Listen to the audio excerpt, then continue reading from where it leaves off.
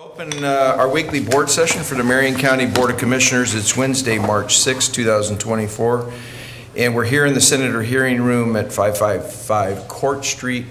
And as always, we start with the Pledge of Allegiance, so if you'll join us. I pledge allegiance to the flag of the United States of America and to the republic for which it stands, one nation, under God, indivisible, with liberty and justice for all. Commissioner, I'm glad you're here. I was running out of jokes. Yeah. Just made it. And then I started talking to Glenn. Now I'm, what? Right. Mr. Rader's here. It was just going downhill from there. Huh? Yeah. All right. I could see that. So we have none signed up for public comment, so we'll go right into our first proclamation. And we have two proclamations to do today, both in our Health and Human Services department. So our first one is a proclamation to consider designating the month of March 2024 as Intellectual and Developmental Disabilities Awareness Month in Marion County. Karen's here with the team.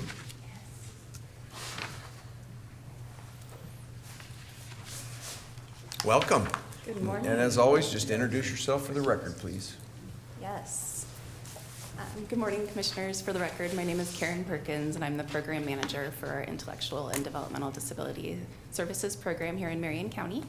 And I am joined this morning. Do you want to introduce yourself? Good morning. My name is Paul Hines. I am the Program Manager for a Project Search Program with Albertina Kerr, the provider agency. My name is Moises. I was a former intern at Project Search. Yeah, just recently graduated. Great. Welcome. Hello. Thank you. So each year around this time, our IDD Services Program partners with others in our community to promote respect for and educate others about individuals who experience IDD. We seek to raise awareness about the inclusion of people with IDD in all facets of their community life, as well as awareness of barriers that people with IDD still sometimes face in trying to connect with the community in which they live. We come before you today to share some information about IDD services and then to also request that you adopt a proclamation proclaiming March to be IDD Awareness Month in Marion County. So in 1987, President Ronald Reagan proclaimed March as Developmental Disabilities Awareness Month. March continues to be the nationally recognized IDD Awareness Month, and this year's awareness theme is a world of opportunities. Our Oregon IDD system is built upon values of person-centeredness, self-direction, independence, and community inclusion for people with IDD. Oregon was the first state to close its institutions for individuals with IDD and support people's right and choice to live in their own homes and community. In 1990, approximately 1,200 individuals lived at Fairview Training Center here in Salem, and the last residents left Fairview in the year 2000. Today, all individuals with IDD in Oregon live in a home and community-based setting. In 2008, Oregon adopted an employment first policy to promote community-based employment for people with IDD. The employment first policy is a philosophy and a presumption that individuals with IDD can work in jobs fully integrated in their communities. In Marion County, more than 3,300 people receive IDD services and live in their homes or community-based settings. Marion County has over 900 personal support workers and dozens of in-home agencies supporting individuals in their homes. And throughout Marion County, we have more than 350 24-hour residential and foster homes that support people with intellectual and developmental disabilities. So in keeping with the World of Opportunities theme, I've invited guests to join me this morning to talk about a program operating in Marion County that is supporting people with IDD to access a world of employment opportunities.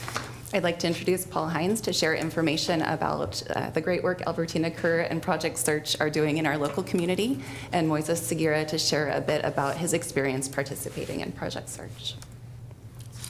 Thank you, Karen. So I will start with a little bit about Project Search. Project Search is a 9-month internship that partners with a host business in the community. Those host business can be a little bit of anything. I think we get to it in a little bit, but It is a 9-month internship program that is designed for people with intellectual and developmental disabilities. And the idea is that we partner with a host business in the community that will provide mentorship and training and job skills throughout that 9-month period. So when the interns are there, they are paired with a department and a mentor for 3 months.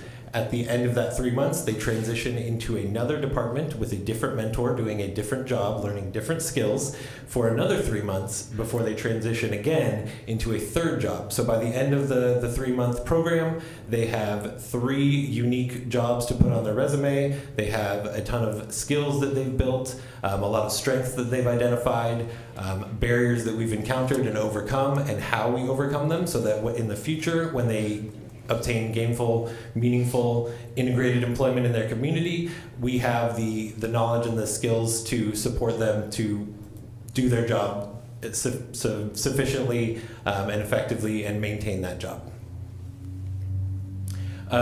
So Project Search as a whole is not something that I designed or Albertina Kerr. It is a worldwide organization at this point. Project Search National started in 1997 at a children's hospital where one of the charge nurses there recognized that a lot of the people that were coming in were just doing so to have a place to be. And she kind of took that as an opportunity to say, hey, is there any reason we can't teach some of these people job skills here so that they can be employed at the hospital? So she partnered with a special ed teacher, and they designed this internship program back in 1997.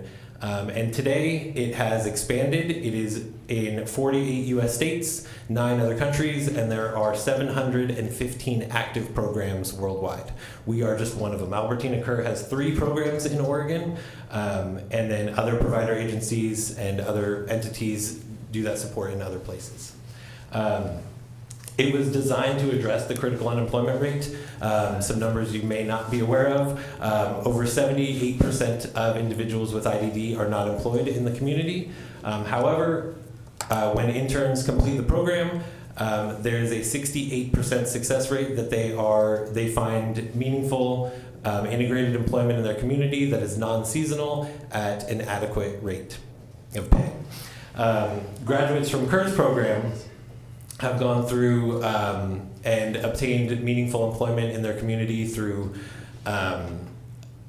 agencies such as ODHS. We've supported people that work in Multnomah County, that work in Washington County. We have supported people that have been in their jobs for years, that have gone through promotions, that have gotten pay raises. And the most important part is that we have support multiple people that have transitioned out of support services. They no longer get support through a provider agency in the form of like job coaching and on-site support. They are completely independent in their jobs, and they have built the routine, they've built the job skills, and they've gained independence to the point that they no longer need that support. The Project Search program provides a safe space to make mistakes. It's one of my favorite parts about the program, is it designs a place where the individuals that go through the program are able to make the mistakes that they are unaware of without losing their job. We are there to provide those supports. We have skills trainers that work with everybody to learn the unwritten rules of work, some of the things that we're expected to know when we start working, when to call out, how to call out, what to wear, what to say, when to say it. We teach all of those skills through the program in what we call our professional development hour. So the program starts with 1 hour of what we call it classroom time. We don't like to call it class, but it is a lecture-led, discussion-based variety of topics. We have one day, every day for 9 months to talk about something different. So we talk about a lot of varying job skills, communication, technology, health and wellness, finances, and career exploration, where we learn about different jobs. We have guest speakers come in and talk about the things that they do and the opportunities that their field offers. Financial literacy, time management. We educate people on how to use computers in a safe way, writing professional emails to their teams to update them on what's going on, how to navigate search engines, how to use the resources that they have in front of them to build the skills in their job. And one of the things, one intern I want to talk about real quick, he's not the intern that's here, not Moises, but one of my favorite things about this young man on the screen here, Omar, early on in the program, when he started last year, I taught him how to use a screwdriver. He'd never used a screwdriver before, so I had to teach him the placement, how do you create torque, how to screw this screw into this piece of wood. So we were building a shelf. And in one of his rotations, he was partnered with a facilities department. And by the end of it, he was replacing washers, dryers, he was using power tools, and safely, and he is actually in the process of being hired by that team right now. Again, this is somebody who'd never used a screwdriver in his life, is now going to work in a facilities department, doing maintenance and using power tools regularly. Just really, really great opportunities and really great just opportunities for people to learn skills that they never thought they would learn or they never thought they were capable of. We kind of jump in there and say, yes, you can, here's how, and we teach those skills. We work with a lot of different host businesses, banks, hotels, government agencies, restaurants, hospitals, manufacturing plants. There's anything that has any kind of an organization that has different opportunities where they might have office work, admin, hands-on work, facilities, maintenance, stuff like that. Clothing, laundering, food, anything where we have different opportunities where we can teach different skills to the people, because as Karen mentioned, it is person-centered and we want to offer the right skill for the right person at the right time. So we need those opportunities to be able to navigate and figure out what is going to be the best option for Moises right now. What is going to be the best option for Moises in his second rotation and his third rotation, so that when he graduates, he has all the skills that he needs, and we're able to identify the work that he wants to do in the community and he's capable of doing, so that we can go pursue that job after. We work in payroll departments, HR departments, IT departments, facilities departments, warehouses, patient care, child care, hospitality and food services, there's really no limit to the opportunities that a project search program can create. We not only teach skills to the interns, but we provide opportunities for the participating interns to kind of teach those skills to others. One of my favorite things about project search is that we're not only teaching the interns, but we're teaching the host business. We are educating them on disability awareness, we're educating them on how to interact with people, how to support them, how to rethink the way that they're doing things, rethink accommodations, rethink how they analyze the skills of their teams, how they utilize those and delegate those tasks. It's really just an opportunity to not only teach the interns, but the host business, and then a lot of times the community. One of the things that I hear all the time is, I don't know how to talk to a person with a disability. What do I say? What do I do? And the easiest thing is you just treat them like everybody else. There's really nothing you need to do special. Just talk to them as you would anyone else. And if there are any gaps, that's where my support staff comes in. That's where we come in and we fill in those gaps. If somebody needs a little more processing time, if somebody needs it written down, we support with those things, and then we get them to where they need to be. I do, hopefully with another minute or two, I just want to give Moises an opportunity to share his experience and what it offered him. So Moises, if you could share with the group, why did you join the program and what did you get out of it? I guess we'll start there. Hope you guys, hello? I got a lot of skills that I didn't know before. I previously had only got 2 jobs, and I wanted to expand that. So this was an opportunity to do that, and I took the leap, and here I am. And I don't regret it one bit. I really enjoyed the time I had there. And if people like myself can experience that, I recommend it. What was your favorite part about the program? Well, you guys a lot, you know, I kind of, you know, you guys are family, you know. I really enjoyed, you know, interacting with you guys, and you know, I got the experience that I wanted, which was cool, you know, and I got to experience other things like being in a firehouse and stuff like that, and it was amazing, you know. Where else could I get that? So one thing that I do want to share with the group real quick, when someone is in a service like this and they're looking for employment, they have what's called a job goal, where they figure out what this person wants to do.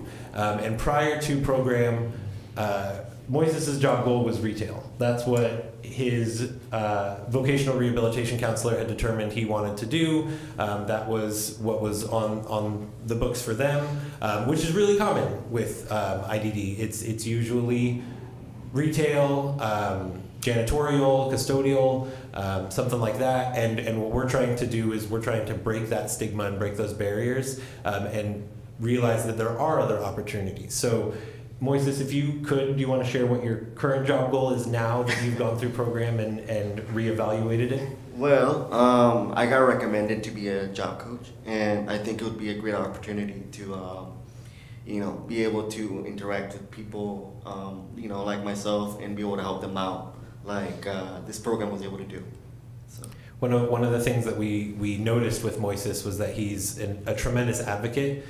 He has the ability to connect with people on any level that we've presented to him. So he is somebody, when he exited a rotation and a new intern started, we would have him train that new intern on what they needed to do in that job.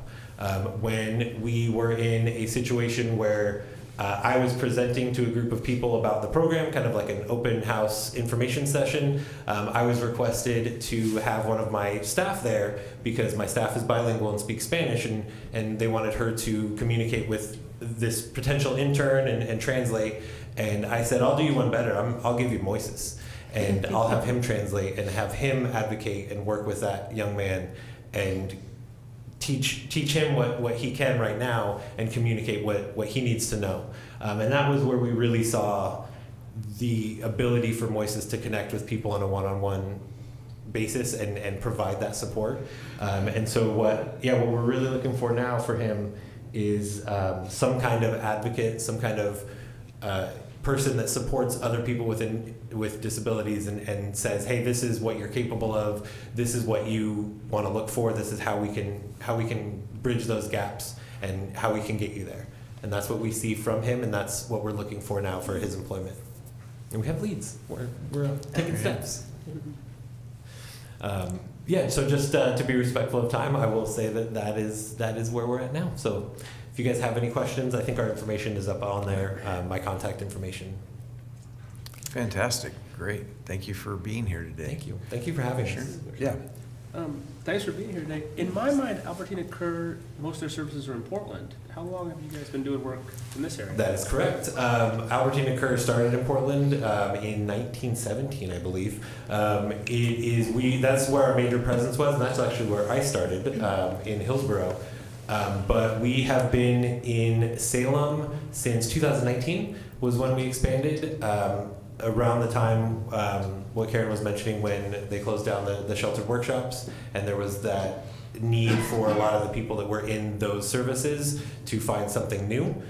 So we came down and we literally started with one person that we were job coaching, and we've expanded now.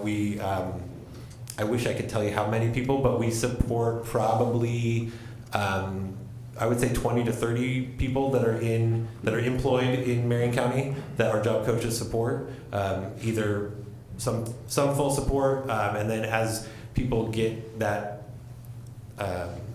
they get that understanding of their job, we fade. So a job coach will spend a full time with them when they start, and then they start taking steps back to the point that we start doing check-ins, where we do 1 hour check-ins twice a month, and then eventually we get to the point where they no longer need any supports. Great, thank you. Great. So yeah, there are lots of things that folks can do to support IDD awareness in the month of March. Becoming involved with Project Search as an intern, employer, or employee is a great way. Here's some other ideas. So contribute to or volunteer with organizations dedicated to supporting individuals with IDD. Listen and learn, engage with individuals with IDD, listening to their perspectives and learning from them. Hire individuals who experience IDD. Take steps to ensure that your business or organization provides inclusive and accessible services, and participate in local events supporting our IDD community. And just a quick plug, one local event coming up this next week, Marion County's IDD program is partnering with our other 2 case management entities in Marion County, ISN and RCO Brokerage, to offer a resource fair to our community. So next Wednesday, March 13th, from 2 to 7 at the Fairgrounds Columbia Hall. We have many different provider agencies who are coming together, all kinds of different, whether it's employment resources, residential resources, behavior supports, mental health, early childhood, our schools. We have a lot of partners coming to the table to help us bring everybody together. We haven't had a resource fair like this since 2019, so getting our community together and learning about different options is the goal. Great. Is this, your department is organizing this? Yes, correct. Good for you. Thank you. Thank you. Appreciate it. Yeah. Anything else, Commissioner? No. Okay. Let's take a motion to adopt the proclamation. Okay, Mr. Chair, I move that we approve a proclamation designating the month of March 2024 as Intellectual and Developmental Disabilities Awareness Month in Marion County. I'll second the motion. And if you want to start off, we'll read the motion. Oh, let's vote on Vote that. first? Yeah, let's vote on it. Yeah. Yeah. All in favor of approving the motion? Aye. Aye. Okay. You can start off and read it. In the matter of proclaiming the month, March 2024, as Intellectual and Developmental Disability Awareness Month in Marion County, a proclamation. This matter came before the Marion County Board of Commissioners at its regularly scheduled public meeting on March 6, 2024. Whereas no fewer than 3,300 residents of Marion County live with intellectual and developmental disabilities, and whereas historically individuals who experience intellectual and developmental disabilities have been marginalized, suffer discrimination, and lack of access to their community and basic services, including employment, affordable housing, recreation, health and human services, and disaster response. And whereas Marion County acknowledges the role of the community to engage and support the health, safety, prosperity, and success of every citizen, including individuals who experience intellectual and developmental disabilities, and whereas Marion County acknowledges individuals who experience intellectual and development disabilities are active and valued members of our community, and whereas Marion County strives to support safe and healthy opportunities for individuals who experience intellectual and developmental disabilities to engage with their communities, and whereas Marion County is committed to promoting, supporting, and developing options in healthcare, employment, housing, and community services that assure inclusive access for individuals who experience intellectual and developmental disabilities. And whereas Marion County invites and challenges its community to develop and promote accessible and affordable housing, opportunities for employment and community engagement, inclusive and accessible recreational activities, and promote access to health services for people who experience intellectual and developmental disabilities, so they may live in a world of choice and possibility. Now, therefore, it is hereby proclaimed that the month of March 2024 is Intellectual and Developmental Disability Awareness Month in Marion County, Oregon. And if we'd like, we can come up and take a picture and we'll give you the proclamation.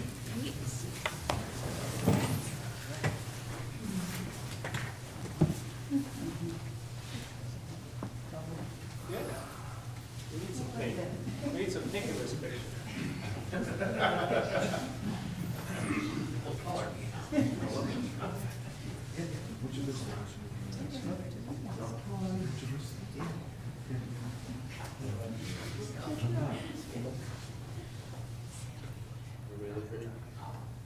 Look right here. 3, 2, 1. Thank you. Let me do one more, sorry. Thank you. Thank you. the official photographer from Health and Human Services. Thank you. Congratulations. Thank you.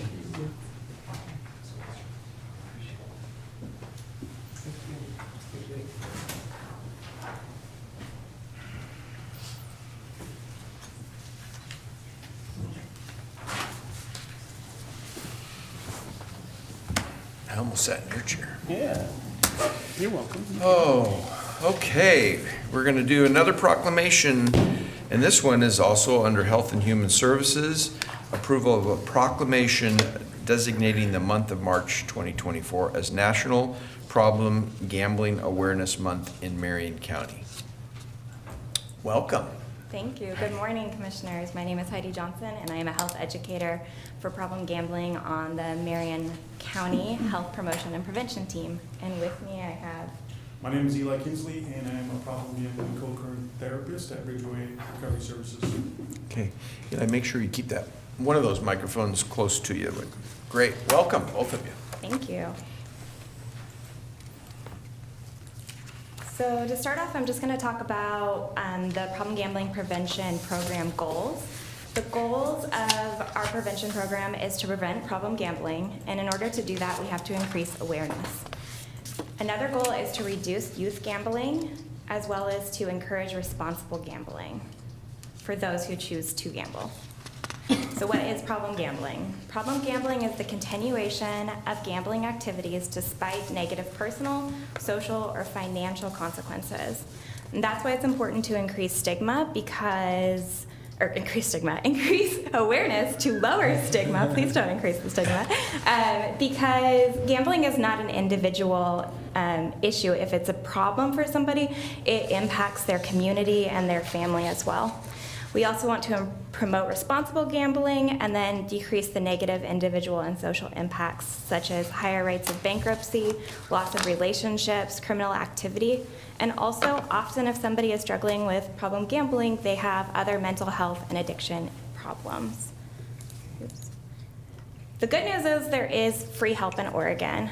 If somebody wants to seek help, they can go to opgr.org or dial 1-877-MY-LIMIT, and that help is free for the person experiencing problem gambling as well as their loved ones that are impacted. And with that, I'm going to hand it off to Eli from Bridgeway. Thank you, Eli, for being here.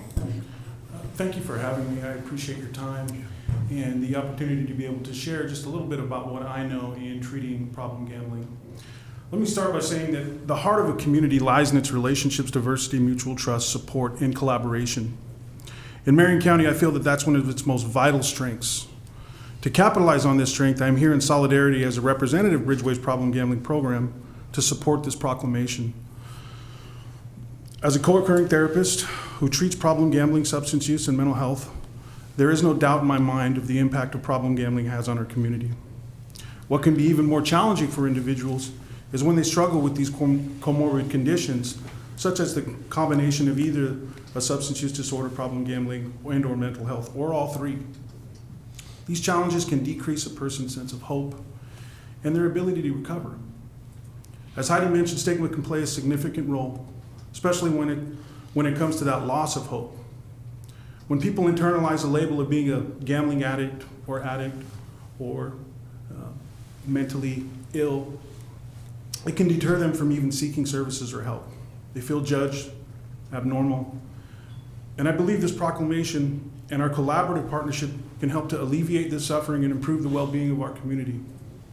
A partnership guided by Heidi's goals, as she's outlined: prevention, increased awareness, reducing youth gambling, and encouraging responsible gambling.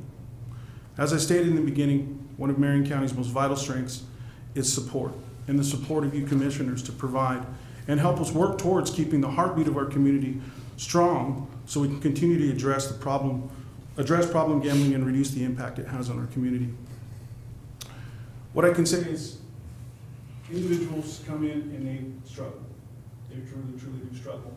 And sometimes it's just that lack of awareness or compassion that really kind of keeps them compelled moving in the direction of their maladaptive, addictive behavior. But what I've seen is also, and what really drives me in the field that I do, is I see the change. Sometimes it can be a long change, sometimes it can be a shorter change, but individuals do change. And the more supports and resources that they have in place, that challenging period in their life can be reduced even just a little bit.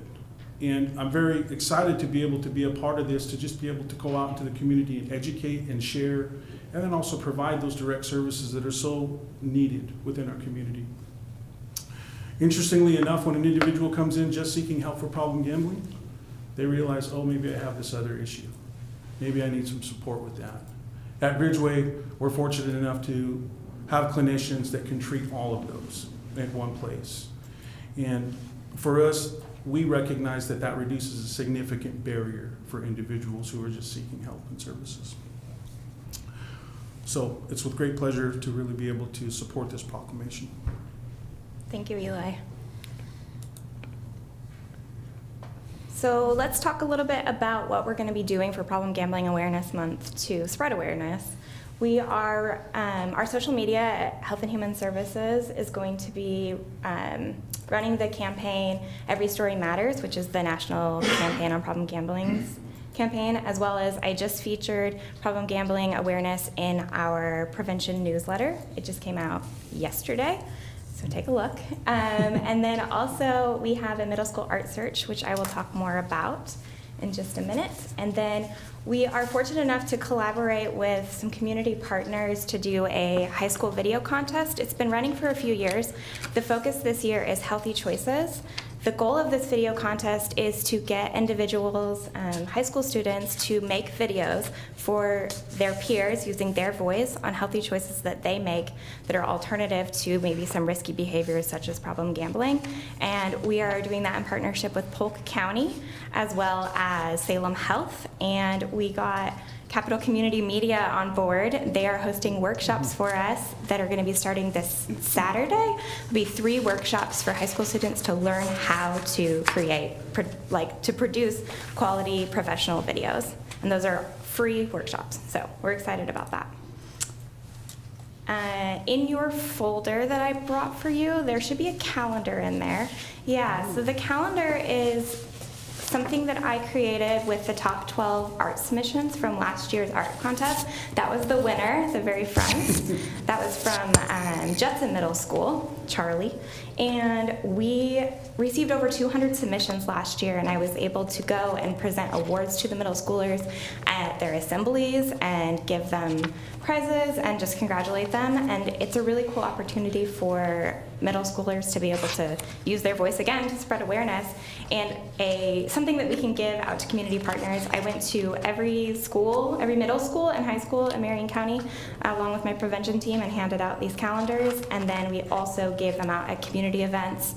And I gave some to Eli that he gave out to clients. Did you want to speak about that for a second? Yeah, so I'm always trying to be creative in my intervention strategies and tools. And so to really kind of build some insight on really what the impact of problem gambling is, particularly outside of the individual self, our community, our loved ones, our family members, I actually gave that calendar to a client that I've been working with to kind of help her deepen her understanding of this isn't just about the immediate effect it's having on you or even those directly related to you, but also the broader community.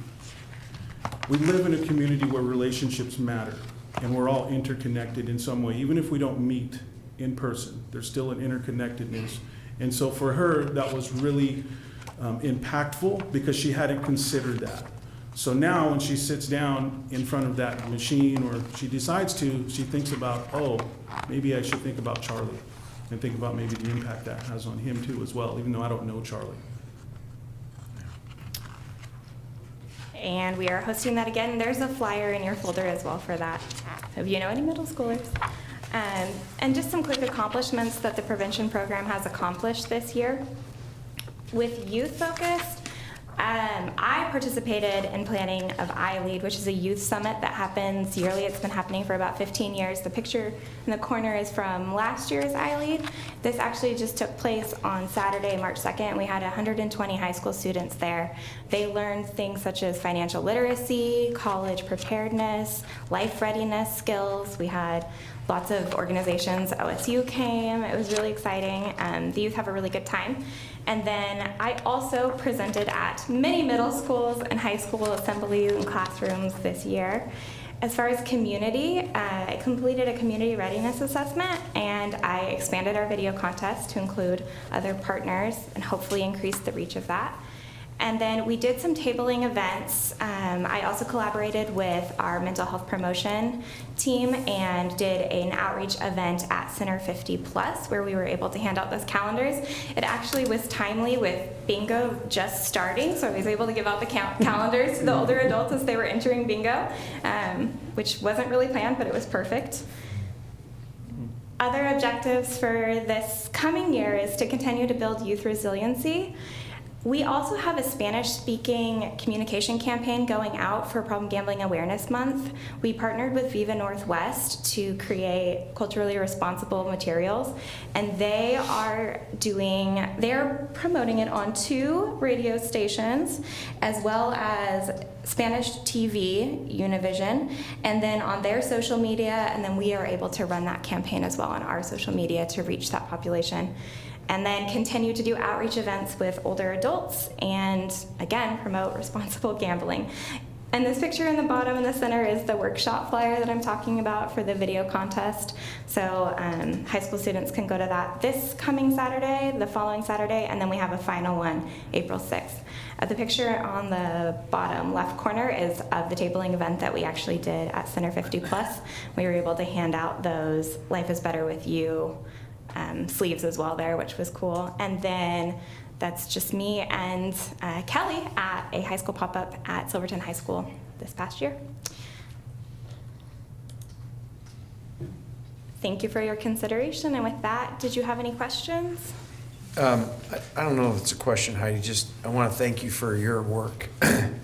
And can you share a little bit about where the funding comes from to help with this? I think that's important. Yeah, so Oregon Lottery gains their revenue, and 1% of all of their revenue in Oregon goes to prevention and treatment.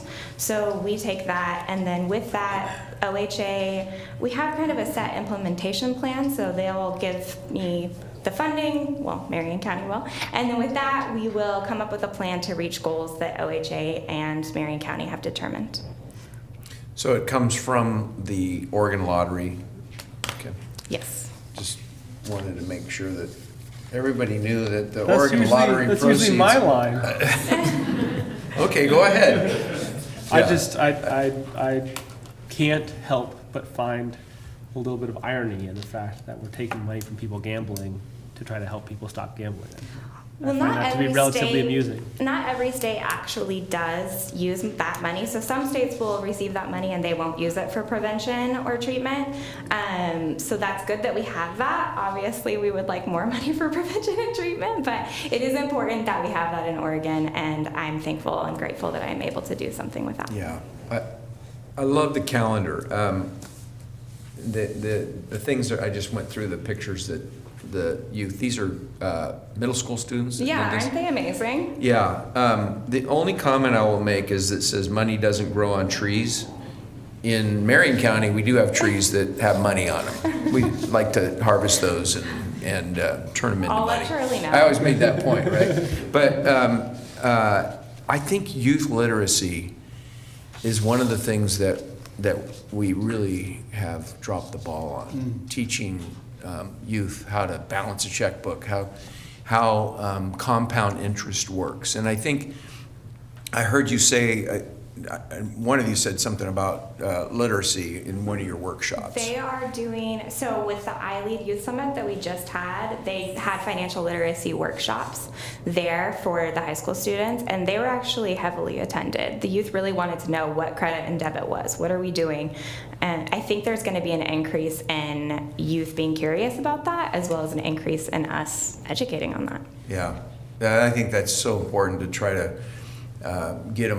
get youth, younger people focused on, hey, it's the hope factor, because if you show them how compound interest works, of course, 7%, well, we're getting up there close to, you can get 5% or whatever now.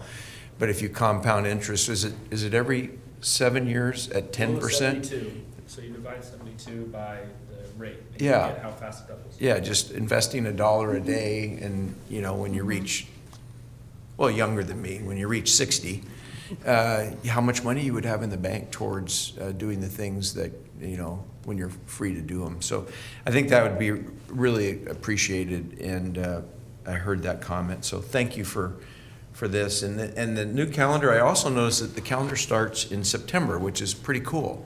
Yeah, I did it with the school year calendar, so Yeah. we were able to make that and then have it go all the way through the school year. Yeah. I think our administrative officer, Jan Fritz, would like it to be July 1st through June 30th, because everything around here evolves.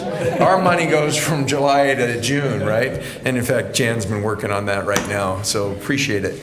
And Eli, thank you for your service and Bridgeway and all the things you do. And I think you mentioned a couple good points of typically if somebody has this problem, there's some other things that are, you know, how do you say it? Co-concurring? Yeah, co-occurring disorder. Yeah. So it's great that you have that service available, and I want to thank you and Tim and all the people over at Bridgeway for the work you do for our community. So thank you. Good partnership to have. With that, Mr. Chair, I move that we approve proclamation designating the month of March 2024 as National Problem Gambling Awareness Month in Marion County. I'll second the motion. Any further discussion? Hearing none, all those in favor signify by saying aye. Aye. Aye. All right. What do we need, John? Oh, sorry, my microphone's off. Okay. All right. Did you not catch that motion? You got the motion for the record? Okay, good. And Okay. we will read the proclamation. In the matter of proclaiming the month of March 2024 as Problem Gambling Awareness Month in Marion County, a proclamation. This matter came before the Marion County Board of Commissioners as regularly scheduled public meeting on March 6, 2024. Whereas the National Council on Problem Gambling in the state of Oregon have designated March 2024 as Problem Gambling Awareness Month, and whereas the health of Marion County residents is of the utmost importance to the well-being of Marion County as a whole, and whereas problem gambling is a public concern impacting Marion County residents of all ages and backgrounds in all communities and has significant personal, social, health, and financial repercussions. And whereas problem gambling is treatable and treatment is effective in minimizing this harm to both individuals and society as a whole. And whereas Marion County is dedicated to reducing the negative effects of gambling for all Marion County residents through balanced policies and effective systems of problem gambling services such as targeted prevention programs and treatment services. Now therefore it is hereby proclaimed that the month of March 2024 is Problem Gambling Awareness Month in Marion County, dated this date in Salem, Oregon. And we'll come out. Yeah.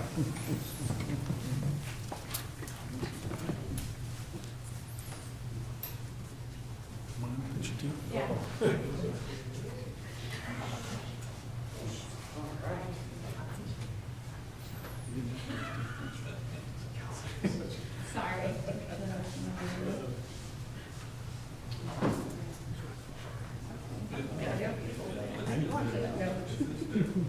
Right here. 3, 2, 1. Thank you. Can you just do one more really quick? Sorry. Thank you.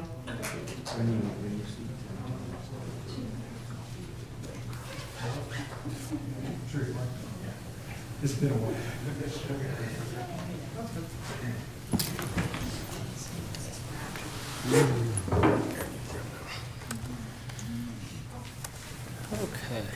Okay. Thank you for being here for those important proclamations. Appreciate it. Okay, and next we have a presentation from the great staff person, Matt Lawyer, on Marion County Wildfire Recovery Housing Program. Oh, and you have a guest with you. I do. Good morning, Commissioners. For the record, Matt Lawyer, Senior Policy Analyst in the Board's office, and with me is Erin Miller. And Erin is been with us for a little over about a year and a half, working on the wildfire stuff. And before that, she was an intern. She's done wonderful things, and we're glad to have her here today. So Great to have you, Erin. Thank you.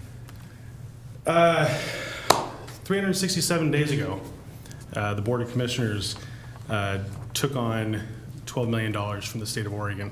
which was provided through House Bill 5006 from the 2021 legislature. House Bill 5006 allocated $150 million for wildfire recovery. $36 million of that was directly given to counties and wildfire impacted areas for their Wildfire Recovery Resiliency Account program, which is WIRA. And so those dollars were immediately getting put into the communities for wildfire recovery. And as I mentioned 1 year ago, on March 8th, the Board of Commissioners signed an intergovernmental agreement to accept $12 million of the House Bill 5006 funding from the 2021 legislature.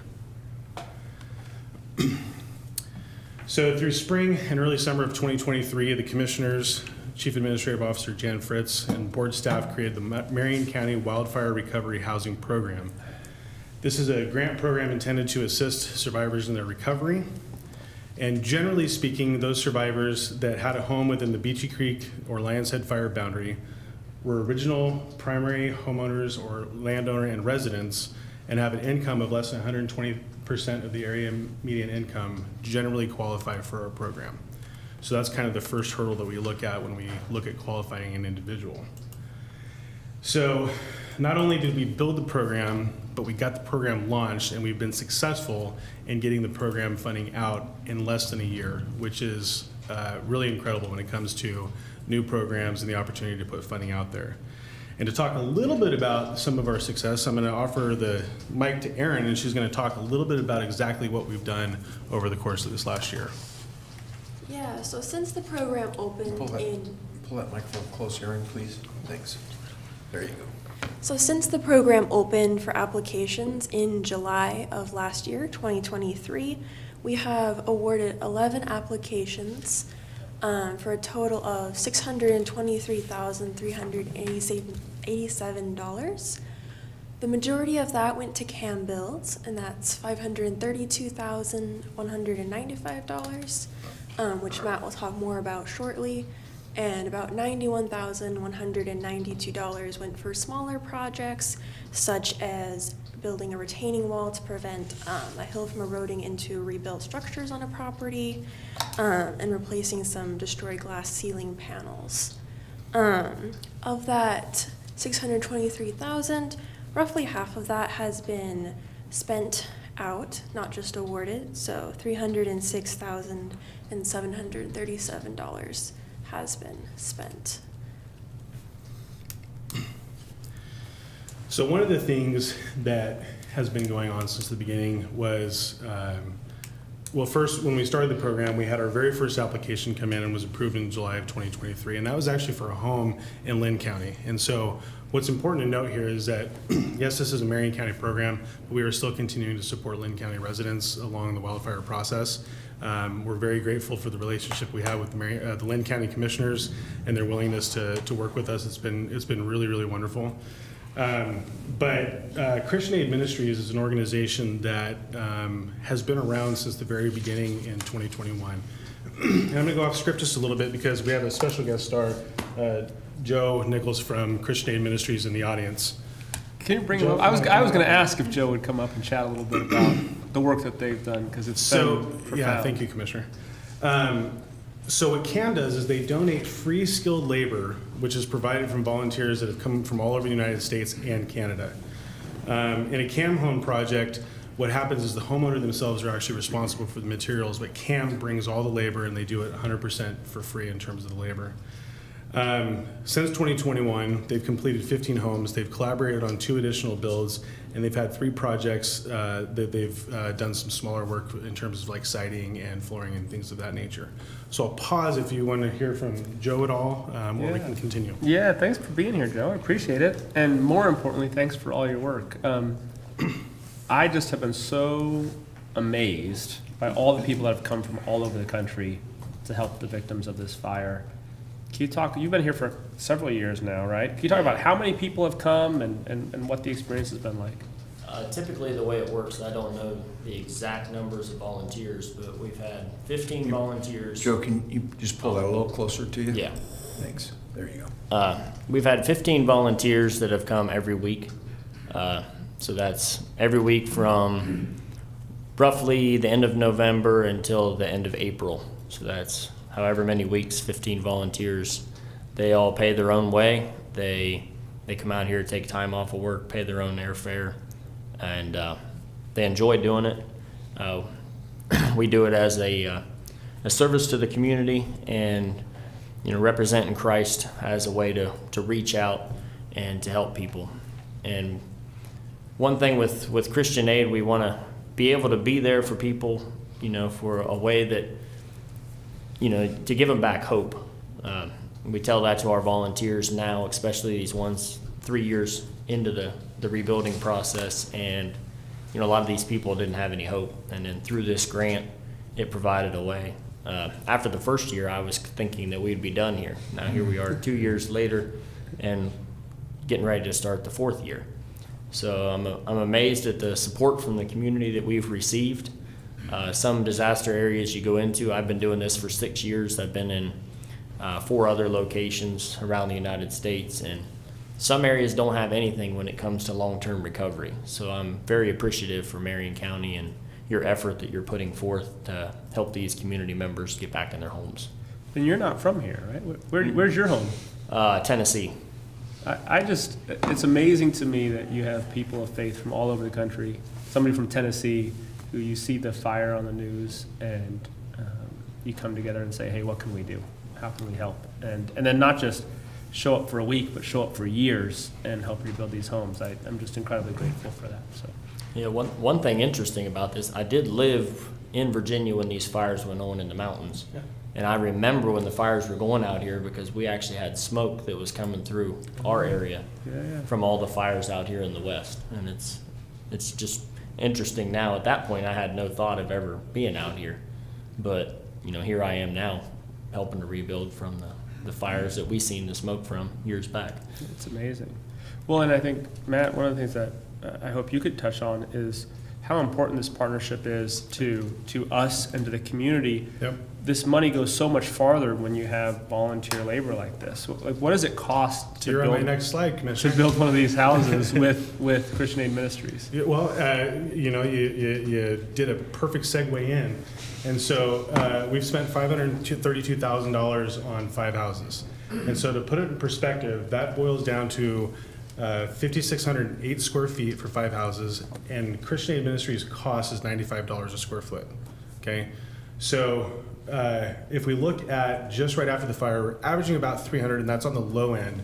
That same 5 houses, same square footage would have been $1.6 million.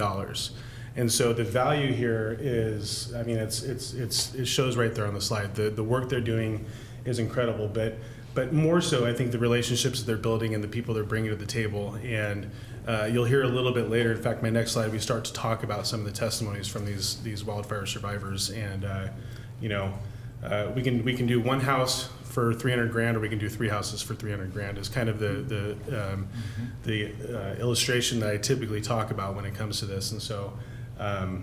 Joe's been a fantastic partner from the beginning. We've had lots of conversations. The work and the additional community collaborations that have come to support the work that they're doing has just been incredible. I mean, we've had people. Nick Harville was a key player very early on in bringing the right people to the table to make sure that they could be successful. Our planning department, building codes, everybody has been awesome. So, the proof is really right here. I mean. Industry standard says about $235 a square foot right now. We actually know that's really low for the canyon, but it's still one. It's about the whole person. And I think one of the things that I love about our community is that we don't think that the government is the end all be all, right? The government is part of this ecosystem. It's part of this greater community, and just the way that the churches have come together and the nonprofits and the local businesses and everybody working together to rebuild the canyon, I think is so important. And I know, Joe and your team, one of the things that I love about how you do your work is you're not just building a house, you're showing love to these people, and you're trying to be there for them personally, spiritually, and you're putting your time and your money where your mouth is, and so I just appreciate that we are saving the taxpayers' money, right? We're doing, this is unbelievable. Really, Joe's and his team are doing it, but really it's more than that. It's more about trying to make folks as whole as they can be after such a traumatic thing. Yeah, I'm very thankful to have Joe. It's been incredible. So I do want to share a couple, we have some photos because I think those are super awesome to see the work actually being done. So this was a home for Miss Ruggles. It was approved in August.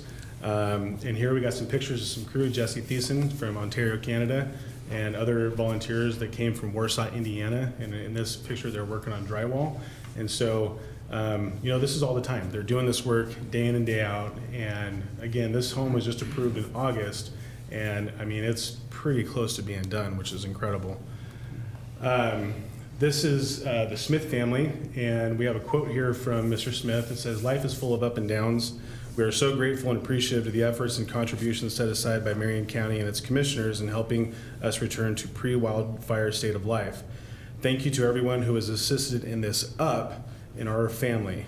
Tim Smith and family. And so this is their house. They have a 3-bedroom house being built, and we got crew leader Ernie Van Pelt and his crew from Indiana doing some work in the kitchen. So it's awesome to drive up in the canyon. You see that trailer out there doing good work, and you know great things are happening in those locations. Then we got the home of Mr. Peak, and so these are photos that's just a couple weeks apart, and the one on the left is actually pre-paint, and then it's got this beautiful barn red, which is great. And Mr. Peak wrote a phenomenally long and wonderful testimony on it, but I pulled out a couple things, and it says, "I've been struggling to get back to some kind of normalcy since then, having a place to call my own and peace of mind. I've always tried to be self-sufficient and not be dependent on others. They have made me feel like I have received more of a hand up instead of a handout." And so, you know, this is an individual that when we got his application, he frankly had no hope. And, you know, it was wonderful to be able to look at this and work with our disaster case managers to get this one across the board. This one here is our very first CAM home approval, and this was our Mr. Gibson in Lynn County. And this was the very first one. It was super exciting to get this one across the finish line, and you know, it's got a nice shade of green, which will look really good out there in his little piece of property. And we're just really thankful to be able to work with Mr. Gibson. And every once in a while, I get an email from him, and he's really excited. So. This is an example of what we kind of call an other type of project. And so this survivor, his house was in the canyon, and there was a retaining wall that needed to be put in. As you can see in the photo on the right, there was just a little bit of an embankment that was going to potentially threaten his home. And you know, we got that through the finish line, and then his backyard was just a mud hole.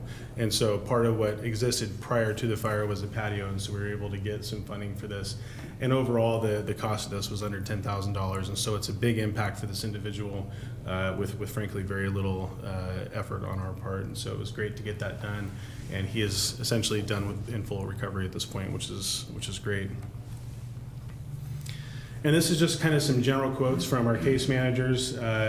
You know, we have a couple hazard tree projects that we've been able to get out, and those will be taken care of here towards the end of March. As Aaron mentioned earlier, we have the window panels being replaced, and so those will be going in on the 13th, weather permitting. If it's super wet, they can't get those installed. And then we have another awning here for a back deck where, you know, the survivor had trees all around their property beforehand, which kind of helped divert rain away from their house, and now there's no trees, and so this just provides a little bit of refuge for them as they're going into their house. And this one here, so this was kind of a story here, and what it says is on a Sunday morning in late February, two of our case managers, Alana and Patty, made a quick trip up in the canyon. It was a beautiful day. They stopped at 3 houses, and they were able to see the foundation being laid here, and this is 2 photos of the foundation being laid at what I believe is a CAM home. You can see the trailer in the background on the right side picture. And they stated, disaster services is honored to partner with the folks from Christian Aid Ministries in helping families rebuild in the canyon. The work that is being done by this group is beautiful, exciting, and very encouraging to see. They're excited that this is the third year in the row that CAM has been here, and that they really appreciate the work that's being done, and that it always seems, these projects always seem impossible until they're done. And so just really kind of exciting to take a look at that. So what we continue to do is we continue to reach out to survivor families. We've recently sent out correspondence to some individuals We continue to work towards determining eligibility for our various Marion County programs, not just this program, but also, our septic program and any other programs that exist to assist Marion County families and Lynn County families in wildfire recovery. As Joe mentioned, CAM is actively working to determine eligibility and feasibility for families into next year's build season, which is incredible. And the San Diego Hospital Disaster Services team continue to support and advocate for wildfire survivors. So lastly, I think it's important to thank the 2021 legislature and the Oregon Housing Community Services for their work in bringing the $12 million to our canyon communities. We want to thank the San Diego Canyon Long-Term Recovery Group for their continued and unwavering devotion to the recovery efforts. I want to thank the San Diego Hospital and the Disaster Services team for always supporting survivors since the beginning. I want to thank Lynn County. I want to personally thank the Board of Commissioners and Jan and Aaron for being along this project the whole entire time. It's been a lot of fun. And lastly, to each and every business, agency, local government, employee, volunteer, neighbor, new customer, helping hand, and thoughtful gesture, thank you. Recovery is happening because of you.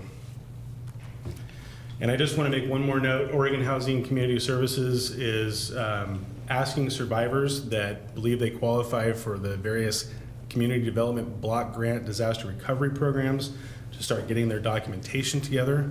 Specific information on that can be found on reoregon.gov. That's re.oregon.gov. And so they have their 2 programs that they're hoping to launch soon, and they're encouraging survivors to get their paperwork together. So with that, I will stop talking and entertain any questions if you all have some. I already said all my stuff. There's all those thank yous, and I mean, we're still working on this. Commissioner Willis and I were in the Capitol last night till 6:30, and I was just making a note here. Last night we testified on Senate Bill 1545, which it passed the Senate unanimously, and yesterday they passed it out. It's going to go to the House floor, and it's the property tax reset bill. But that's just one. And what you're doing here opened, I'm just going to go back through this as I drove through the fire that night, and our sheriffs were up there, right, getting everybody out. Jan got the fairgrounds open, the state fair, the connections with Marion County. Jan hired 2 retired city managers, one of them sitting in the audience right now and still with us, to go up and help Detroit and Gates. I think we took a couple checks up there right away to help them keep paying their bills. SEDCOR, Nick Harville, the Construction Alliance, groundbreaking. The Detroit Community Center got built, currently has been basically almost given back to the city of Detroit. Building permits, our building department waived all the building fees for people who had their homes destroyed. Septic grants that we were able to get, and if your septic needed repairs or replaced, you got it pretty much 100% done. Property tax rebate that we worked on in 2021, I believe. People got their property tax statements, and I remember Commissioner Willis and I sitting there going, wow, I just got my property tax statement for $3,000 and my house is like ashes. Right. So property tax rebates for 10 months in 2021. CAM, Christian Aid Ministries, to build homes back, and the cost of $95 a square foot is amazing. And I have that question as to how many homes you've done and how many we're still planning on. Yep.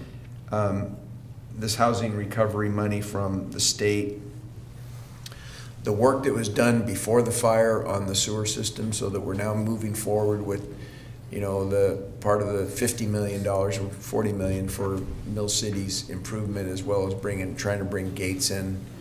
By the way, the Christmas tree bill got posted last night, and AJ's looking to see if there's any money in there for that project. I don't have a lot of hope, but we'll see. And then even last night, just the property tax bill. So we've got so much that's been done, and I didn't even name them all. So much that's been done to help recover. But I just want to say thank you, Joe, for the work I mean, there's a lot of money here that we just talked about, but the human contact and the testimony that your people have given towards, why they're doing this, to bring glory to the kingdom. And I think everybody here has a heart to help other people and to understand them. And I love the quote of the gentleman who said, I felt like I had a hand up and not a handout. Right. And sometimes we all need to do that. We all need to raise our hand and say, hey, help me. And so Matt, thank you. Aaron, thank you for your presentation today and all the work that you're doing. And there's so many things that need to go around for that. But fantastic work. Well, and Commissioner, I apologize. I'd be remiss if I didn't thank the evaluation committee. We've got a very, very talented group of internal folks that evaluate these applications and do the hard work, and it's just really incredible to be able to work with such talented and amazing people. It's a real blessing. So, Great. Do we have to do anything on this one? Or is this, No, it was just information. it's a celebration of great work, Commissioner. Celebration. Yeah. And Joe got to come. Hand up. All right. Thank you. All right. Thank you for your work. And we'll move on to the consent calendar, Commissioner, if you want to move that. I do. Let me get there. All right, Mr. Chair. I move that we approve the consent agenda under Community Services, approve the Economic Development Grant Agreement with the Oregon Garden Foundation in the amount of $150,000 to assist with funding for capital improvement projects and operational expenses with an ending term date of 2 years from execution.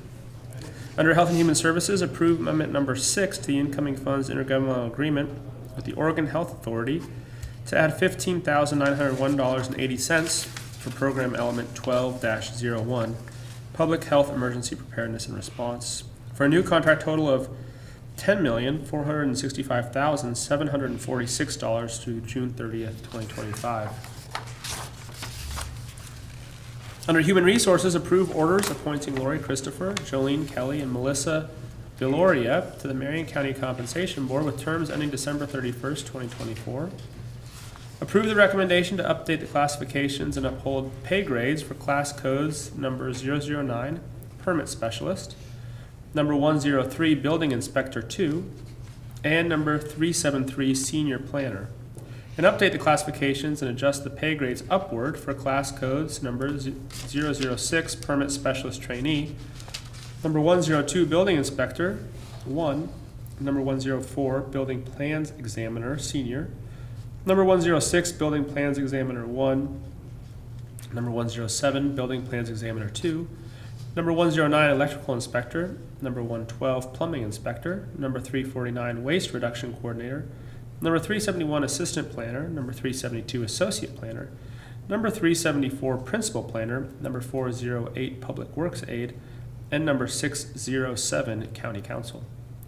Under Sheriff's Office, approve the contract for services with WB Creations LLC in the amount of $175,000 to provide services to the Marion County Sheriff's Office for digital marketing recruitment through February 1st, 2027. And under Tax Office, approve an order for a property tax refund in the amount of $30,082.09 for Canning Court Apartments tax account 582692. I'll second the motion. Any further discussion? Hearing none, all those in favor signify by saying aye. Aye. Aye. Okay, consent calendar is done. All right, our first action item is under Community Services. Kelly, I see you're still here. And I know in my thank yous, I didn't specifically call out Community Services or Economic Development, but everybody's been working on wildfire recovery. And I forgot to say that we got that award from the COG, which is pretty cool. Yeah.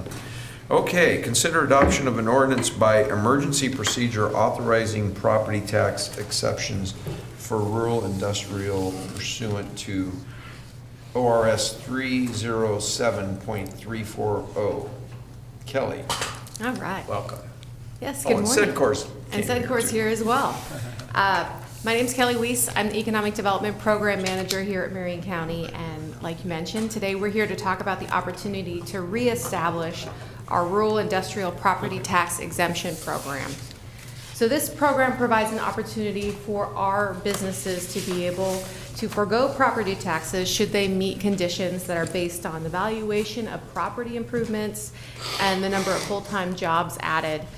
The purpose of the program is really to help support our businesses in our rural communities and helping them ensure that they're able to do capital improvements to improve their businesses and hire additional employees.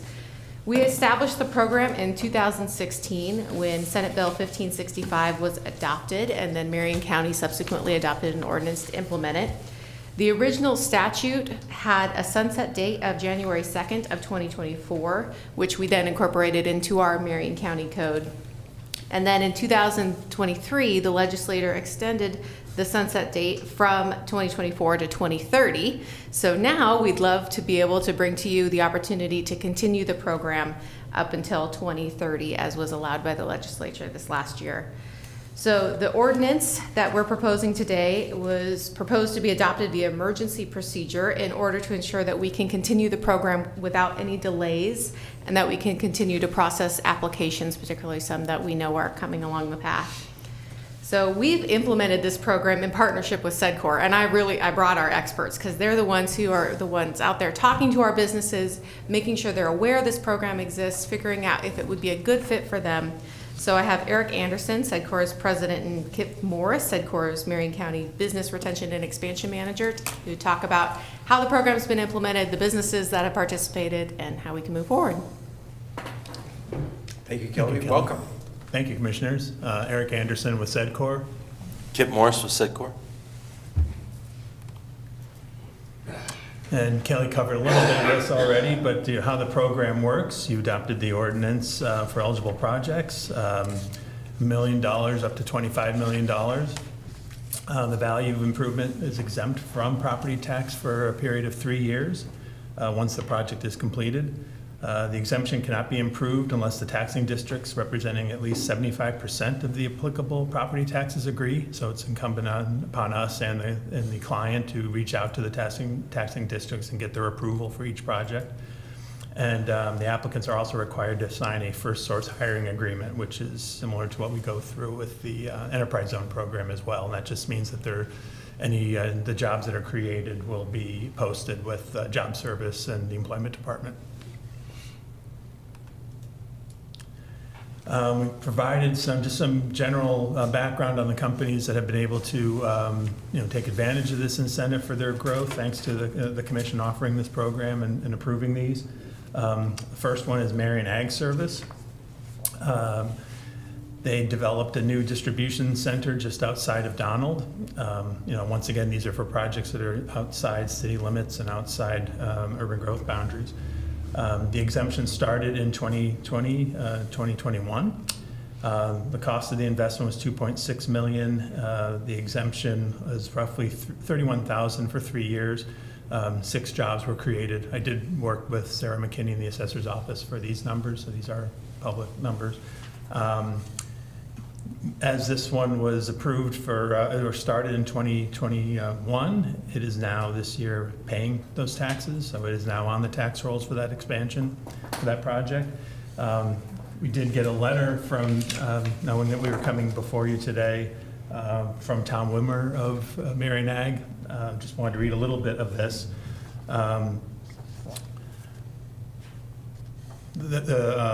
We were able to staff the warehouse and with 5 additional full-time hires, as well as augmenting employment for additional team members of the Marion Ag Service team who are involved with the product that moves through the warehouse. The building allowed Marion Ag Service to create efficiencies in streamlining product flow and increase storage capacity that helped improve its profitability. Marion Ag Service would not be in this position as a fertilizer packaging and distribution industry leader without the help of the Oregon Rural Industrial Tax Exemption Program that provided to allow us to have the scope of the facility provides and the ability to hire quality personnel to operate it in an efficient and profitable manner. And they wrote a letter to the commissioners thanking you for your support in the past and hoping that this gets recertified again for them. And Eric, just a really quick question. Was the 31 per year, or was that 31 over 3 years? 31 per year for 3 years. And that's just the property tax on an incremental project, so anything that was existing beforehand would continue to pay tax. Right.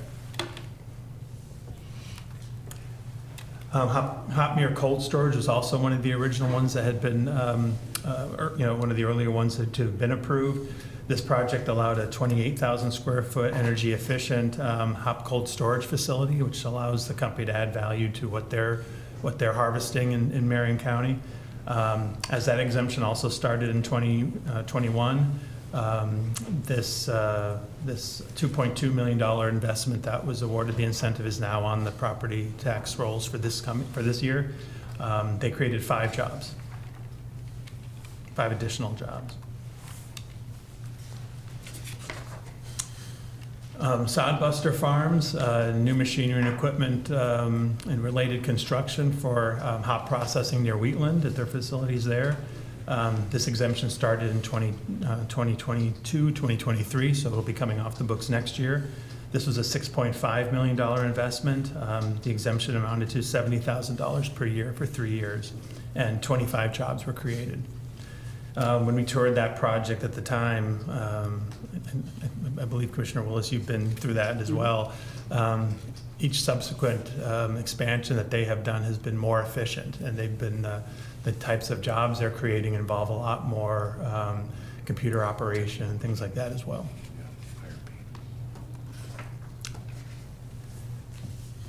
One of the latest ones that have been approved, Everfab, they're building a 48,000 square foot building, basically doubling their production capacity near Almsville. They are currently, the assessor's office just sent someone out to take a look at the project earlier in the year. It is not completed yet. The equipment is not going, so they actually will be paying property tax this year on the construction in process. And then next year, they will get the beginning of 3 years of the completed project will be the property tax incentive for them. It's a $3 million investment that we're aware of to date. The exemption would be for $30,000 per year for those 3 years when it's completed, and they're adding at least 28 new jobs. Then finally, GK Machine.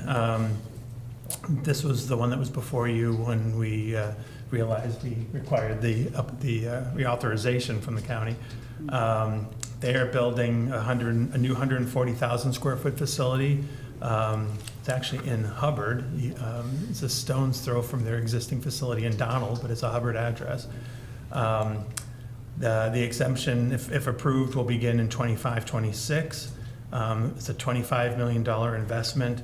That exemption would amount to $300,000 per year for 3 years, and at least 25 to 30 jobs will be created. Kip and I had the opportunity to spend a couple hours there yesterday and tour the facility and sit down with Gary and Connie and get an update on what they've been doing. And what we heard was this is really one of the few incentives that a company like that and where they're located is able to take advantage of. And we heard some somewhat startling, but I guess not totally surprising information from them that we know they've been courted and considered investment in other places, but they've actually had Texas economic development folks come out to their facility, fly them back, buy them some pretty good dinners from what it sounds like. Yeah, Texas is super aggressive. Yeah, and this is a company that deals with a bunch of different suppliers and customers along the West Coast, and they really can be anywhere. It takes a lot to move a company like that, but it takes a lot to move them across town also. So once you're loaded up, they were very clear that this incentive, and thanks to the county commission and having this program, this is something that helps them make what is becoming an increasingly tough decision to stay in Oregon, given some of the other tax issues that they and other businesses are dealing with. So, and just some kind of general ideas on this, some general thoughts. As our top industry is agriculture, you see a lot of these projects are in the agriculture industry. This exemption is one of the few economic development programs available to agricultural producers here to add value or to increase their productivity. It does support ag tech and value-added projects, which provide opportunities to diversify farm incomes, which we all know is key. This encourages investments in automation and other new technologies. It allows a project to start generating incremental income, incremental revenue before having to pay property tax on an incremental investment. And really, the Oregon Enterprise Zone program is only available to projects within designated city limits where there is an enterprise zone. So this really provides a heads up to companies that are not in city limits and not in an enterprise zone in Marion County. Happy to answer questions or your comments. Eric, thank you for your presentation. It was perfect. Kip, glad you're here. Obviously, we think this is a great tool for, especially for our ag people. And you said outside city limits. I think it's just only outside city of Salem, based on the way. Can't we be inside city limits as long as the city is a certain size? If it's not an enterprise zone, yeah, it's the enterprise zone that's inside city limits or urban growth boundaries, and this is a program that allows for, if you don't have an enterprise zone, to be able to take advantage of it. Right, but if it was inside the city limits of, say, of Jervis or Woodburn, because they're smaller, they could still take advantage of this if they're not in an enterprise zone. If they're not an enterprise zone, yeah. Okay, great. Yeah, thank you for that clarification. Yeah. Well, and I think it's important. It's we've talked about this before. If I was a business and it's a 10-minute drive to the nearest enterprise zone, why would I invest in rural Marion County if I could invest in a city? So I think one of the things that I like about this is it incentivizes investment in rural parts of the county. You know, that gets, you know, the full improvement goes on a tax roll after 3 years. So it really does provide increased revenue, tax revenue for our services here in Marion County. So it's kind of one of these win-wins that don't happen very often. Yeah, it's good. And it has to be an existing business. Mm-hmm. So this is one of those incentives to say, we appreciate you here. We want to keep you here and help you grow. So, yeah, it's good. I was just adding up the numbers just off the top of my head. It's $455,000 a year on just the projects that you just mentioned in property taxes every year based on those investments. Yeah. So, of course, if you look at your property tax statement, you know, what percentage of that goes to the schools, what goes to, you know, us and all those things. But it's what we wanted to see, so thank you. Yeah. Also want to thank Sarah McKinney and the assessor's office folks too. They're a really good partner for this with the county economic development, community development staff too. Yeah. Right. On motion, Mr. Chair? We will, if you want to make it under emergency procedure, and I'll read it by title once. Okay. Let's see. If I can find it. I'm going to make a motion, Mr. Chair, that you read the ordinance by title only once. Okay. I will read, and I'll second your motion. Any discussion? Nope. All right.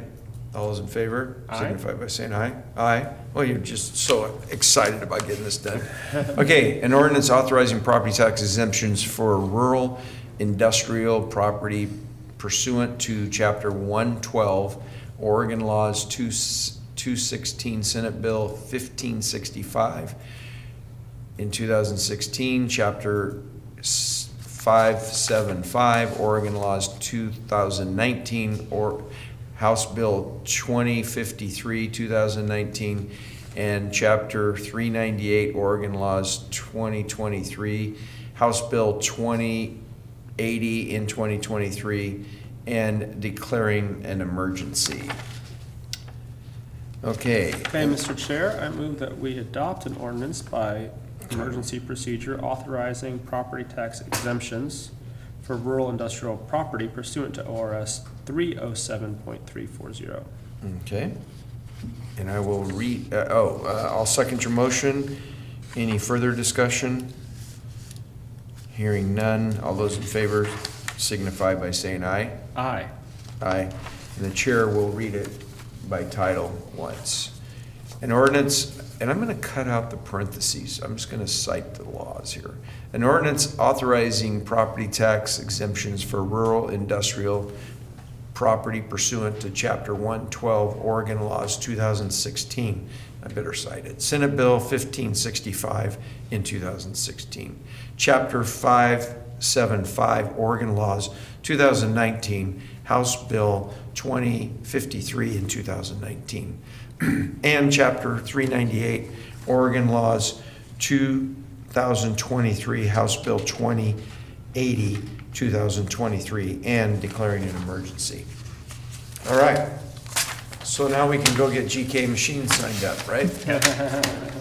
Thank you, Kelly. Of course, yeah. And I thank you all. I just want to, again, for the history of this, want to thank Jim Bruneau and Bill Cross at Willamette Valley Vineyards for helping our economic development department bring this to our attention years ago and pushing this through the legislature. And I know Bill Cross worked to get it renewed in the last 23 sessions. So it's been great, and we'll have more people take advantage of it over the years. It sunsets now in 2030? 2030. Seems like a long way away. Well, yeah, I'm just wondering if that first toilet's gonna flush or not. Yeah. All right, thank you. Thank you very much. Okay, so we're gonna move on to our next action item under Health and Human Services. Consider approval of an amendment number 11 to the participating provider service agreement for Pacific Source Community Solutions incoming funds in the amount of $26 million for a new total contract of $88,172,591 to provide covered services for the Oregon Health Plan through December 31st, 2024. Ryan, good morning. Yeah. Good morning, Commissioners. So for the record, Ryan Matthews, Administrator with Marion County Health and Human Services. My presentation feels like amateur hour. I've got no PowerPoint. I've got no guest speakers. No emergency. What am I doing here?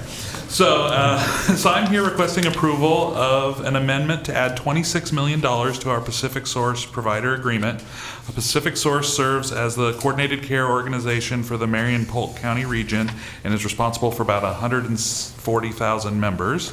And as the CCO, their role is to manage the health benefit for the Medicaid population in Marion and Polk County.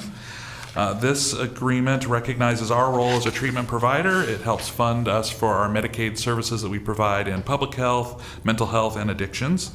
The $26 million amendment does reflect an increase of about 1.9% to our rates across the board, and it's expected to slightly increase as well because membership tends to grow, year over year and month over month. The largest portion of our funding in this contract is paid on a per member per month basis, so it goes up and down based on the Medicaid population in Marion and Polk County. Pacific Source continues to be one of our largest funding sources, and they've been a great partner as their time at the CCO, helping to fund several initiatives, including, even the grand opening of his place that we had last year was partially due to our collaboration with Pacific Source and their ability to help give us some upfront capital funding as well as funding the ongoing services. So they've helped us with any sort of creative solutions that we can come up with to better serve our community. I'm happy to answer any questions that you might have about this contract. Questions? All right. Jane. Jane. Uh-oh. Is this the contract that was reinstated last week? Reinstated. The only reason I'm asking, if I'm looking at the right contract, you have a reinstatement request or authorization here from January. Oh, it did. You're right. It did expire at the end of the calendar year. Yes. And then was it reinstated by the contract review board last week? Because otherwise, you'll need to make a motion to reinstate the contract.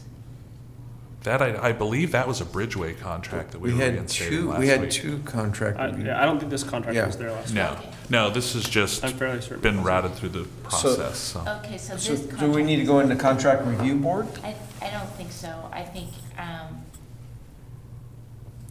Because I think last week it was Bridgeway that we reinstated. This is a new contract, isn't it? I'm just looking at Retroactive. that January 29th request for authorization of contract, requesting approval to reinstate contract for the Pacific Source because it expired. But this is what. It did expire on December 31st, although it has like the auto renewal language in there for multiple years. So I feel like in the years past we didn't have to go back and reinstate it because it had like an automatic renewal period in the contract language. But I would defer to you on whether we need that. Well, just looking at this, it looks like Jan approved it, and it's I'm sure it's fine. I just Okay. wanted to ask the question. Okay. So are we good just approving it with your motion? You are. Okay, because it does say that it's, it doesn't say it's retroactive, but, yeah. Yeah, it's It- intended to be it- effective January 1st, which of course, obviously, at this point is in the past, but, Yeah. yeah. Okay. All right, so you want a motion? Yes, please. Mr. Chair, I move that we approve amendment number 11 to the participating provider service agreement with Pacific Source Community Solutions to add incoming funds the amount of $26 million for a new contract total of $88,172,591 to provide covered services under the Oregon Health Plan through December 31st, 2024. I'll second the motion. Any further discussion? I guess the only thing I would say is, just to clarify, we only provide certain covered services under the Oregon Health Plan. For the record, we're not, we don't provide all covered services in the Oregon Health Plan. We're primarily providing behavioral Right. services. They just reimburse us for the services we already provide. We aren't obligated to provide additional medical services beyond our scope of practice or anything like that, yeah. All right. Any further discussion? Nope. Hearing none, all those in favor signify by saying aye. Aye. Aye, okay. Thank you. Thanks. Thank you for being here for, wow, this was a pretty long board session to get to. You're just dragging it out. Can we over just there. talk a little bit? Yeah, I don't want Public you're Works like, to you're get just, their work you're done. milking it over there as the Yeah. chair. Yeah. All right, our next item is next three items are Public Works. Consider approval of purchase order. You know what, I'm not gonna read it because he's gonna read it, so. There you go. You know what, Andrew, go ahead. Hey, Welcome. For the record, Andrew Johnson, Public Works. Good morning, Commissioners. Here to seek approval of the purchase of a CAT 3024 material handler in the amount of $497,199.56. This piece of equipment will replace an 8-year-old backhoe that we utilize at our North Marion transfer station. That tool's become outdated with the influx of more volume and how the material comes into our site, which is larger loads and lift beds. This material will give us the flexibility to handle the material in a more efficient way and also minimize the amount of damage and wear and tear we do on our current tools. On your what? On our current tools. Our backhoes and stuff, so. Okay.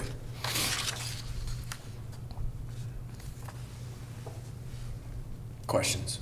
I don't have any questions. I'll take a motion. Mr. Chair, I move that we approve the purchase order with Peterson Machinery Company in the amount of $497,199.56 for the purchase of one CAT 3024 material handler to replace existing equipment at the North Marion Recycling and Transfer Station through April 14th, 2027. I'll second the motion. We have motion and a second. Any further discussion? Hearing none, all those in favor signify by saying aye. Aye. Aye. Go get your tractor. Thank you.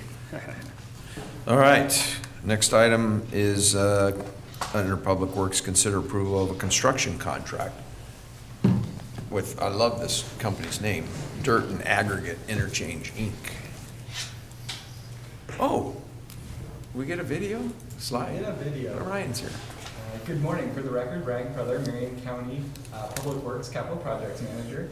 And because he's joining me for my next presentation, I asked Carl to come on up for this one as well. For the record, Carl Lund, Traffic Engineer, Marion County. You know, you bring Carl up here, you might not get your approval. Well, he's the expert on a lot of things, and guardrail is one of those things, so he can add some good input. So like you said, we're here to talk about our annual guardrail replacement for 2024. Project's located just east of Salem on Sunnyview Road. It's between Cordon Road and Howell Prairie, just at one of the box culverts that you drive by without even realizing it, but it does have that drop off that needs to be protected by guardrail. So there is guardrail there now, but it doesn't meet current standards. You can see just how low it is. It's not built to current standards. It's significantly outdated. It's a location that our engineering group and operations group came together to identify as one of the top priorities in the county for replacement. So that's why we focused on this area for this year. So the project scope is what you'd expect. We're going to remove the old guardrail, put in new guardrail. These are pictures of the guardrail we put in on North Fork Road. The design is very similar. We standardize guardrail throughout the county, so our operations group can go out and replace it when it gets damaged. We'll also do gravel shoulders, erosion control, anything else that comes with a project like this, because you can't just put the guardrail in, you've got to make sure that everything else fits. We did bid the project. Our low bid came from Dirt and Aggregate Interchange. We got 2 bids on this project. Our schedule is to be complete by June 30th of 2024. And with that, do you have any questions? No. I'm just impressed that it's only $102,000. It seems like every project that we see is in the millions. So It's like Costco. I mean, I used to call it the $100 store. Now it's like a $200 Oh, store. I You can't get out of there without spending. I remember going in there one time and the clerk, the checker had a shirt that said, I went to Costco and spent less than $100. And then on the back it said not. All right. Carl, did you have some comments about this guardrail? Guardrail is particularly helpful when there's something to prevent you from falling. So I noticed That's an those expert opinion right there. Yeah, I noticed those black things behind it in the previous slide. Are those like cushion? Are those like bumpers, or is that just the cushion in case you hit it? It's to extend it away from the posts. Okay, so you can recess the post further back and get the guardrail closer. Exactly. Okay. I thought it was for when I hit it, it helped me It's that too. bounce off. It's like, the bumpers in bowling. Yeah. Think of it like that. Exactly. I always like bowling with the bumpers. Okay. All right, Mr. Chair, I move that we approve Been a long the one. construction contract with Dirt and Aggregate Interchange Incorporated, the amount of $102,222 for guardrail replacement on a portion of Sunnyview Road Northeast through June 30th, 2025. I'll second the motion. We have a motion and a second. Any further discussion? Hearing none, all those in favor signify by saying aye. Aye. Aye. Okay, that's done. We're on to item number 14. Consider approval of incoming funds supplemental project agreement. All right, thank you again for the record. Ryan Crowther, Capital Projects Manager. Carl Lund, traffic engineer. All right, and like you said, we're talking about our IGA with ODOT for our Ellen Road Northeast at Butteville Road Northeast roundabout. So this project was funded through the All Roads Transportation Safety Program through ODOT and through a federal grant that ODOT administers. The project's located on Ellen Road at Butteville Road. Ellen Road, the Ellen Jurgen McKay corridor is the county's safety corridor. Carl can speak a little bit more to that when we get to the project scope, but it's one of the reasons we look up at these locations and identify intersections that could use improvements. So I will turn it over to him to talk about kind of the existing conditions and then what we're going to do with the project. Okay. So the existing conditions at Butteville and Ellen are it's a two-way stop. The through traffic is east-west on Ellen Road, and north-south is stopped on Butteville. Traffic engineers are very excited generally about roundabouts. We'll move to what we're proposing, if that's okay. Yes, definitely. Traffic engineers are generally very excited about roundabouts because other than sidewalks, there are few things that are as effective at reducing injuries and fatal crashes. So moving from a two-way stop to an all-way stop statistically reduces fatal and injury crashes by 82%. From a two-way stop to a roundabout statistically reduces fatal and injury crashes by 82%. Roundabouts are one of those things where, because we're changing how the crashes go from T crashes, angle crashes, to oblique angle crashes, and we're slowing vehicles down, we're reducing the energy in those crashes.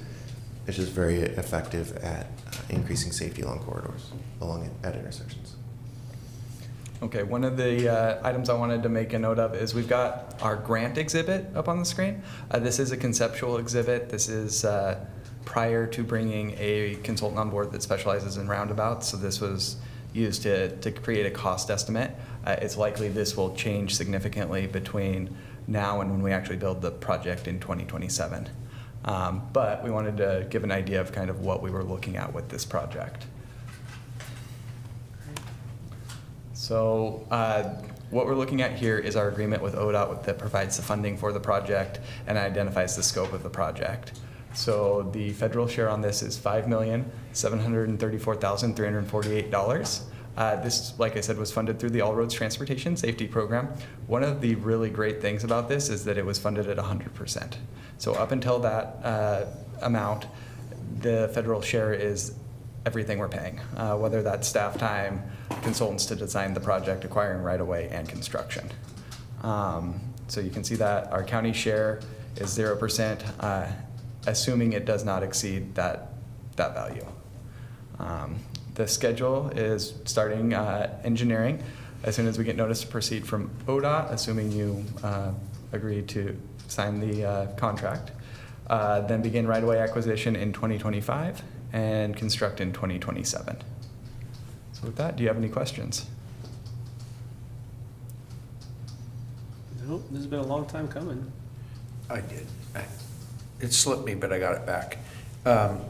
Carl, you mentioned it reduces fatal, what'd you say? Fatal and injury crashes. Okay. I'm curious because I know a former commissioner hates them and doesn't like to drive in them.